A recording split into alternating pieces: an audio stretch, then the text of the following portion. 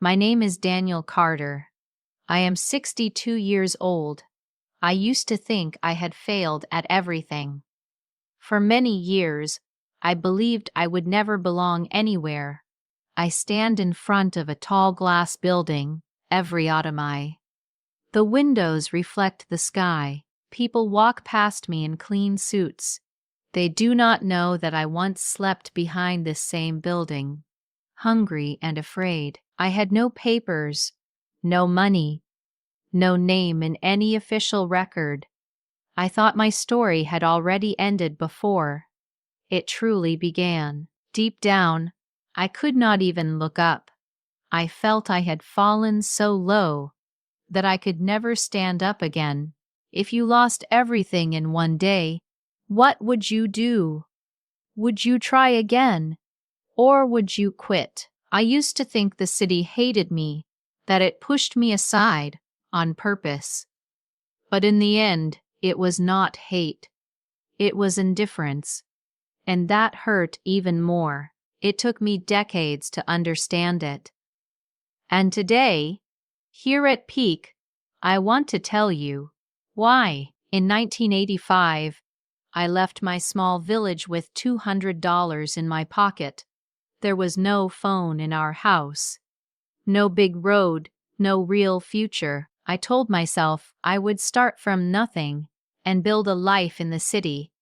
I believed hard work was enough. As long as I worked harder than everyone else, I thought I would earn a living and make ends meet. At first, everything felt possible. The buildings were tall. The streets were loud. I looked up at the buildings and had to lift my chin just to see the top. Still, I tightened my grip on my bag and kept walking.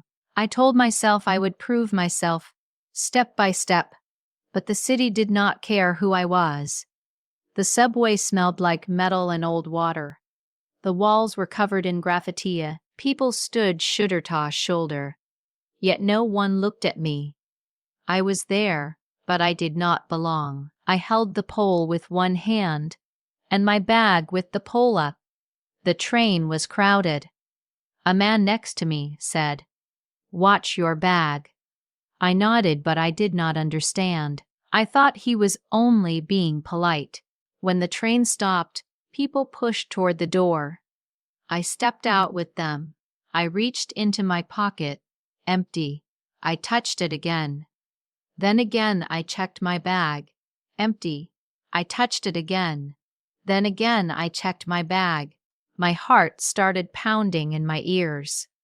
I pressed my hand against my pocket again, hoping I had made a mistake. The money was gone. Almost everything I had was gone. Almost everything I had was gone. I stood on the platform, staring at the tracks. I had dreams, but I had no protection. I had strength, but no identity. In that moment, I realized how easy it was to be pushed aside. That was the first day I disappeared. I slept at the station because I had nowhere else to go. The floor was cold. My bag was my pillow. I tried to look invisible. One night, a guard pushed me with his shoe. "No sleeping here," he said. I stood up at once. I picked up my bag and walked outside without saying a word. My face felt hot, but I kept my head down. Then I saw Miguel again. He smiled like nothing had changed. "Trust me," he said. "We're in this together." I wanted to believe him, because I did not want to be alone. He told me about a job. He said I would get paid the same day.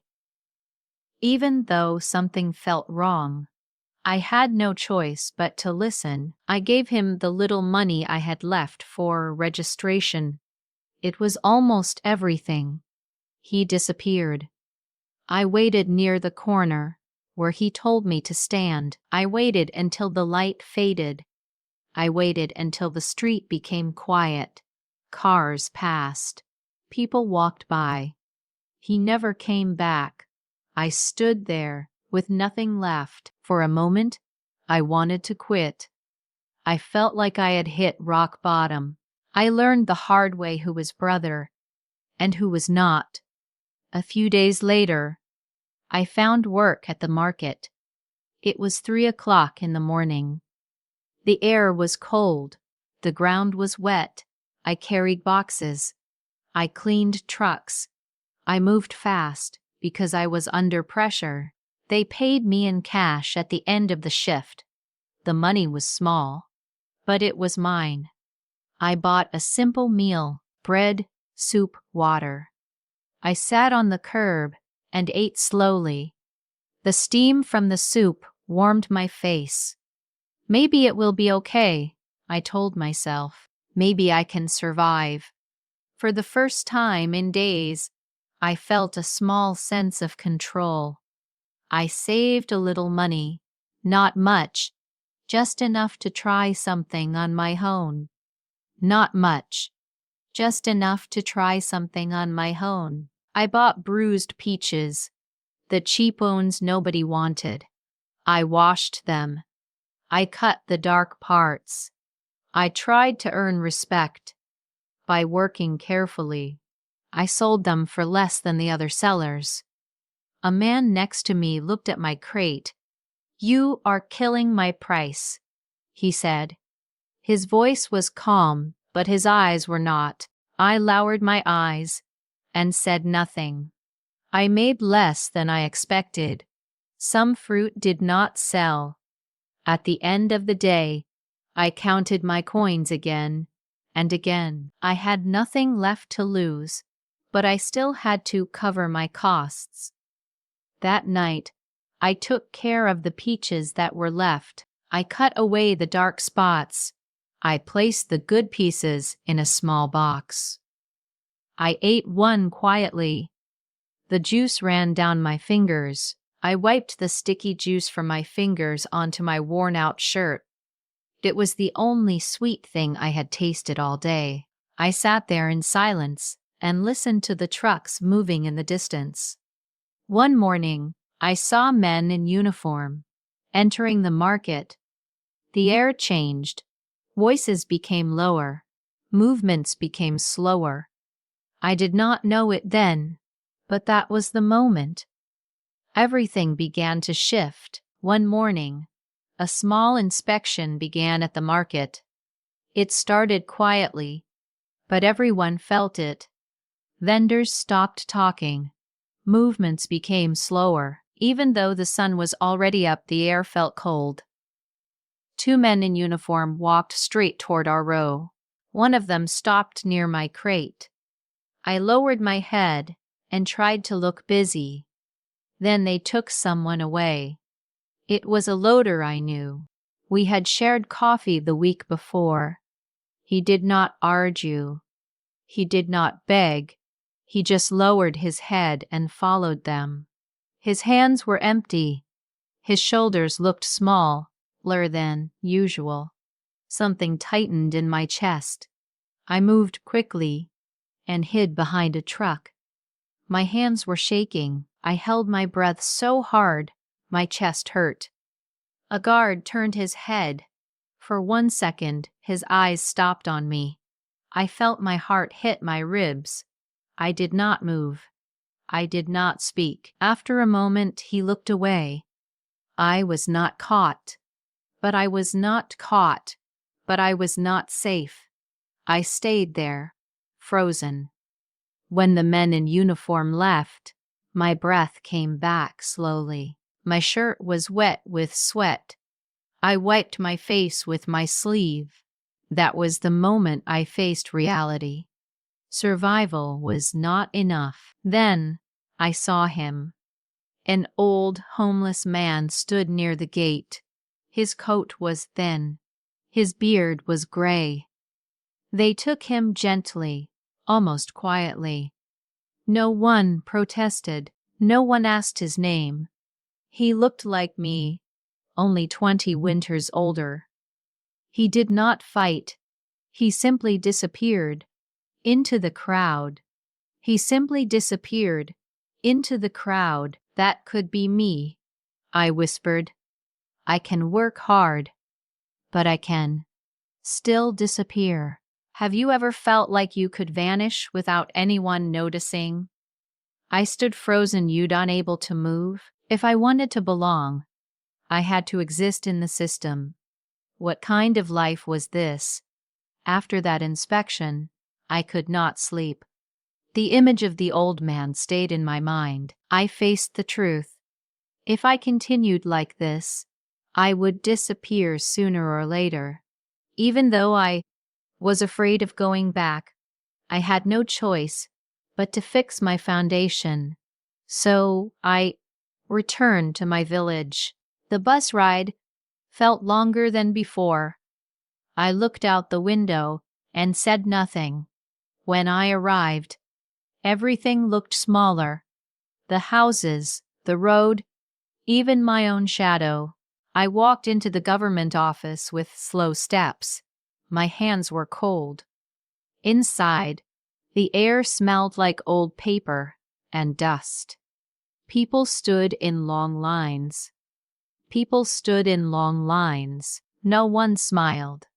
When it was my turn, the clerk did not look at me. He kept his eyes on the desk.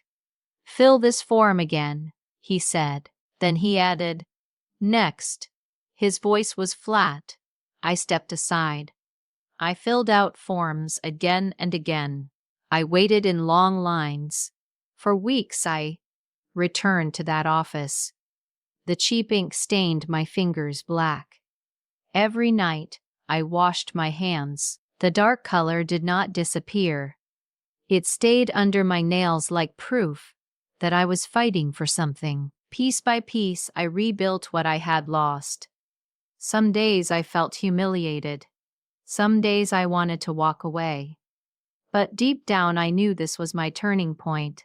I waited weeks for the official stamp. When the paper finally lay in front of I placed my hands on the wooden desk. They were shaking but steady. "I want my name back," I said quietly. I took a deep breath. I did not cry. I did not complain. I simply stood there, holding my new record in my hands. For the first time, I felt I could finally restore my identity. This time, I would not run. When I returned to the city, the market looked the same. The noise, the smell of fruit, the wet ground under my shoes. But my corner was no longer mine. Another seller stood there. He arranged his crates slowly, like he had always belonged there. When he saw me, he smiled slightly, not cruel, just certain. He looked at me and said, "You left. This is how markets work." His voice was calm, almost polite. Before I could answer, the inspectors entered again. The air changed at once. People lowered their voices. I felt my heart beating against my ribs, but I did not step back. This time, I refused to disappear. I stood my ground. One inspector stopped in front of me. He looked at my permit. "Your permit says this year." "Where were you registered?" "Last year," he asked. There was a pause. I heard someone whisper behind me, "He's done." My fingers felt cold, but I held the papers steady. "I restored my identity," I said. My voice was quiet but firm. He checked the documents. The seconds felt heavy. I could hear my own breathing. Finally, he gave a small nod. Approval. The other seller's smile faded. His jaw tightened for a moment. He looked at my papers, then looked away. He did not argue. He did not back down loudly. He simply stepped half a step aside. After the inspector left, the noise slowly returned. The crowd moved on. I stayed still for a moment, feeling the paper in my hand. My shoulders dropped. My breath came out slowly. The other seller remained for a second. He looked at my permit, then at me. He gave a short nod and lifted his crate. No words were needed. There was space for me again. This was not victory by anger. This was justice through proof. There was no celebration, no applause. The market noise slowly returned, as if nothing had happened. I set my crate down slowly, making sure my hands were steady. I breathed in. The air still smelled like fruit and wet wood. I touched my permit again, just to feel the paper between my fingers. It was real. It had my name, my registered name. A truck driver, who had watched everything, gave me a small nod. He did not smile widely. He just nodded once. That was enough. As he passed by, a loader said quietly, "Good for you, Daniel." He said my name in the open market, not in a whisper, not in secret. For the first time, my shoulders dropped and I could breathe without looking over my shoulder. For the first time, I was not afraid of being pushed aside. I no longer stood on the edge of running away. I remained still, calm on the outside, holding my head a little higher. But fear does not disappear in one day. It fades slowly. Even though I had my papers, I knew I still had to keep things running. I still had to earn respect step by step. That moment was not the end. It was only the beginning. 2 or 3 years later, I had a legal corner in the market. I did not hide anymore. I stood in the open. I paid my fees. I showed my permit when they asked. But I still lived close to the edge. One bad week could break me. I worked already morning, every season. Nothing was dramatic. I just carried boxes, checked fruit, and tried to make ends meet. I was not rich. I was only stable. The seasons changed over my small corner. Summer peaches became autumn apples, then winter potatoes. My hands grew rougher. My face grew leaner. I was no longer the boy who arrived with $200. I was a man who understood the Maria. I understood the foul rhythm of the city. Even though I felt stronger, I knew understanding was not the same as being safe. By my late 20s, I understood the market better. I had some savings. I dared to buy more. Deep down, I felt confident. I thought I had learned everything. Then the season changed again. Too much supply this year. A driver said to me, "Be careful." I nodded, but I took the risk. I bought too much. The price crashed. Crates remained unsold. Fruit turned soft overnight. I lost money fast. I counted the cash in my hand again and again. It was not enough. My hands started to shake again. I was barely holding things together. I was on the verge of losing everything again. That night, I sat alone on the floor of my small room, bills in one hand, coins in the other. I held my breath and tried to stay calm. If I gave up, I would lose more than money. I sat there for a long time. No speech, no excuses. The harder I worked, the more I understood risk. This time, survival was not the problem. Control was. I decided to change. I moved from random buying to controlled supply. I built trust with drivers. I learned to control the risk little by little. I earned respect again, piece by piece. There was no sudden wealth, only steady growth. Years passed. Decades went by quietly. I kept working in that same corner season after season, step by step. I used to sell bruised peaches. People looked at the dark spots and turned away. They saw damage. They saw something cheap. But I saw the good part, inside. I washed them. I cut away the bad pieces. I kept what still had value.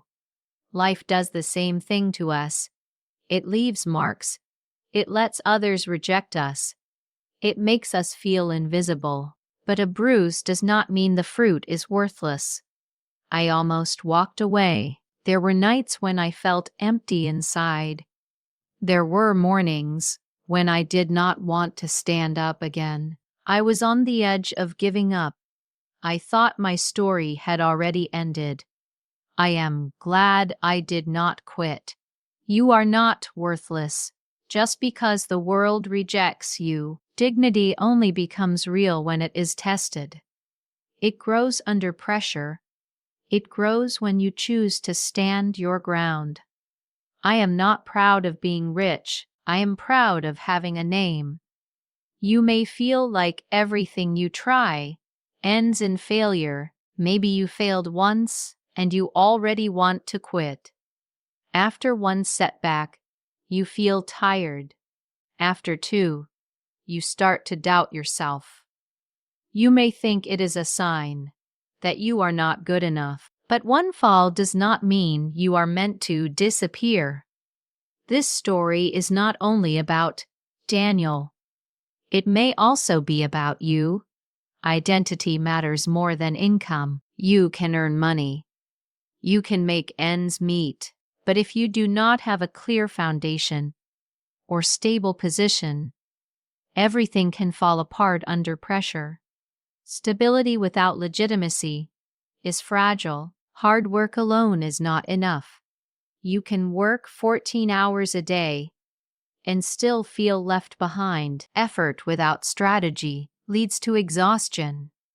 You need to understand the system you live in. You need to know where you stand and how to stand your ground. Preparation protects dignity. You prepare before things collapse. You fix what is weak while you still have time. You protect your future step by step. Real stability is built piece by piece. It does not come from one big moment. It grows through quiet consistency and over time. That consistency earns respect. Have you ever wanted to quit after one failure? Have you ever felt that one mistake was enough to define you? If this story spoke to you, if you believe in standing your ground, even when things fall apart, comment "rebuild" below. I would really like to read your thoughts.